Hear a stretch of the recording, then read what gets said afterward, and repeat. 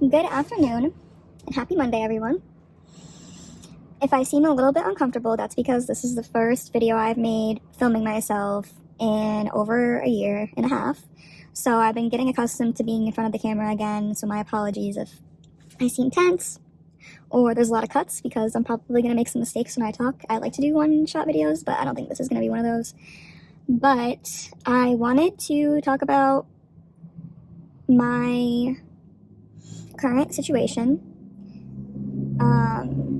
but kind of give a recap of the stages of it. So this is the first stage.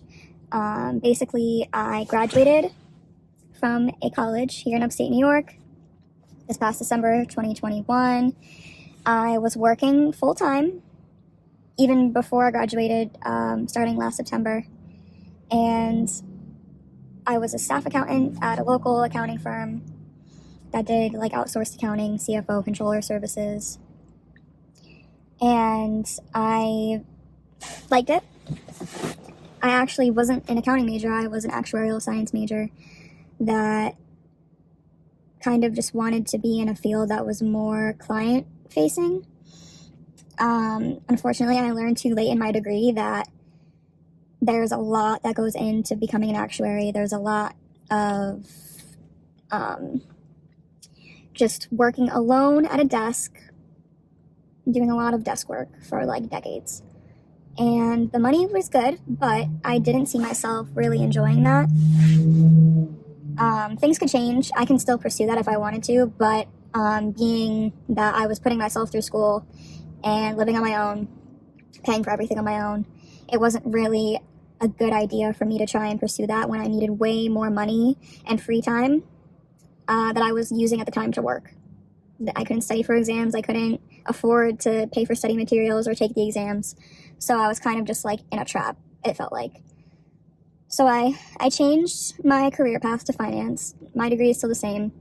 I studied accounting with my degree. I mean, I took every level of financial mathematics you can think of in a bachelor's degree. So that's why I qualified, just because I'm a really big math person.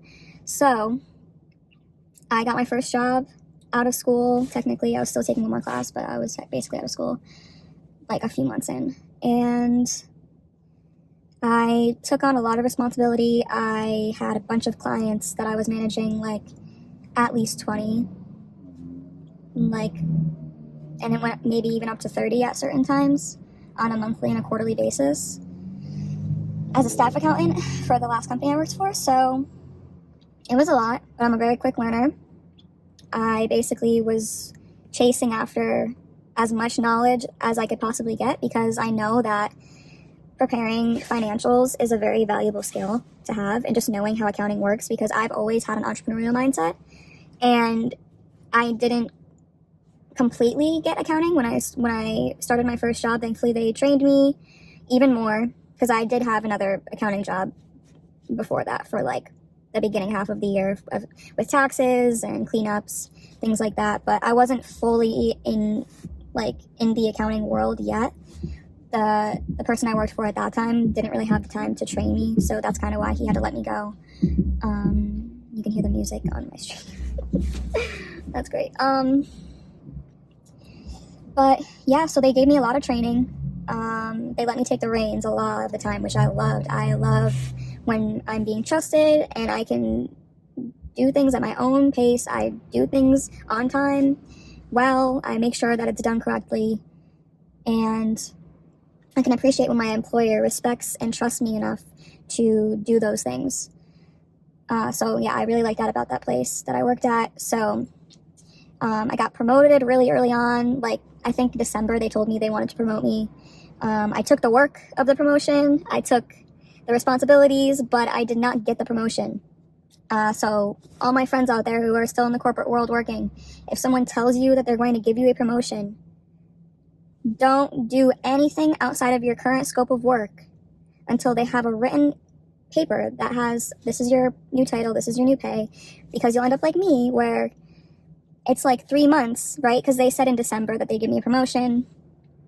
May comes around, which is when they said that it would take place. Like, I would be training up to it up until that point.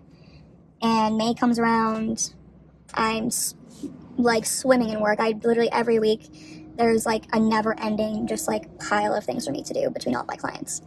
And I brought up a review so we could have the space to talk about it. Nothing. So June comes around, ask about it again, ask for a review, nothing. July, August. So it's like I'm buried in work. I didn't really feel like I was getting enough help. I did get to transition some of my clients, but I started going on site to some, like, it was just a whole thing. I felt really underpaid. I graduated college in that time, so I was like, I should have gotten paid more when I graduated. Like, I'm worth more now with a degree. I'm worth more when I'm at, like, a senior accountant level as a staff accountant. Pretty much doing almost everything up to monthly financials, and monthly financials at that point is, like, run the report, you know? After you do every function to get up to monthly financials, all you need to do is run the report. So it was just like my value had increased and what I was getting paid didn't. And I just felt really not aligned, really unhappy that I was holding out for months for something that seemed like it was never going to happen. And like in the meantime, you know, I did my best to stay motivated. I always listened to my podcasts on YouTube and like Apple Podcasts, Spotify. Excuse me. I listened to my feminine coaches, any like excuse me. Oh my gosh. Drink some water.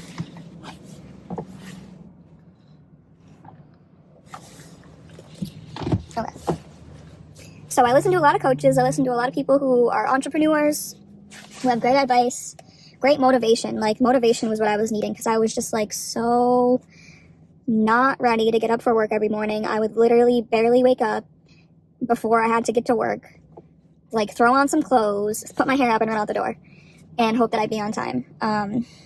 You know, and I'd have those days, but I'd get all my work done, you know? So it was like, and there wasn't any type of feedback I was really receiving. So it was kind of just like a mess in my mind. I wish it was better. The company, everyone there is cool, nice. I just didn't fit. It just wasn't for me. And I was feeling really dissatisfied, but I didn't want to leave. I didn't want to forfeit all the time I'd already spent there building up my rapport, building up the infrastructure. Like I was creating task lists for them that were streamlined, so the reporting, that everything could be tracked right in the Excel sheet for each client, procedure documentation, training. Like there were so many things I was providing, and I just was getting more and more resentful that I wasn't getting like I was still broke. I had no money. I was working full time and barely had any money left over at the end of the week for myself. And it was just like so ridiculous. I was like, there's no way that I work 40 hours a week and I barely make it. I barely make it by. Like I had to get another part-time job. Why? Why am I doing that? And it was because I was afraid. I didn't want to hurt anyone's feelings. I didn't want to risk not finding another job that I liked. I didn't want to risk not getting references from that employer. I didn't want to like make them upset by leaving. I was afraid that maybe I didn't have a spot in the financial world. Like it was hard, you know. It's like everyone's saying, oh, become a CPA. Well, I don't, like, as someone who has had to put themselves through college, like, I'm still putting myself through life. So do I have the time and the money to even go back to school and pay for the study materials and the exams for the No, like, I don't have those resources. So it was just like I felt so stuck. I felt so sick of the situation, but I was scared. I knew that something had to change. I just couldn't accept it, and I couldn't act on it. And something had to give. Like, something had to give. I couldn't keep forcing myself to go to work when I was really just unhappy overall with my pay, with how much I was literally just always thinking about work. Every time I left work, it was like me thinking about going back to work. It was, I got the weekend, but all weekend I'm just thinking about how I have to go back to work on Monday and like dreading it. And I was living like that for like 8 months where I was just like, wow, like I really wish I was in a different spot. I really wish I didn't feel so stuck. And I had seen so many people on YouTube who were getting themselves unstuck. They're starting their business. They're getting a better job with better pay, maybe less time they have to work. And I was consuming a lot of content, but not doing anything. I was just like letting it marinate in my mind because I'm the type of person where I need to do a lot of research and thorough investigation on some things before I can really let myself like get into it. And it was actually that way how I found Bryce on YouTube. I was scrolling one day and I was thinking about how I can monetize bookkeeping, I can monetize the skills that I have, and I just didn't know how. I didn't even know where to start. I thought it was so difficult and time consuming and just not like expensive. I thought all these things where I was like, I don't like, this probably doesn't make sense for me either, but I still watched the video. I still wanted to learn, see what it was like. I watched a lot of Bryce's videos. I can't even remember the first one that I watched, something about a bookkeeping business. And I watched enough of his videos where I hopped on a call with him because I was genuinely curious to see what he would say about my situation and what type of game plan he would suggest. So I hopped on a call and I kind of updated him just like I did with you guys now, like what my situation is with school, with work, with my skill set. And we worked from there. He kind of gave me some feedback, talked about what he's done, what his program offers.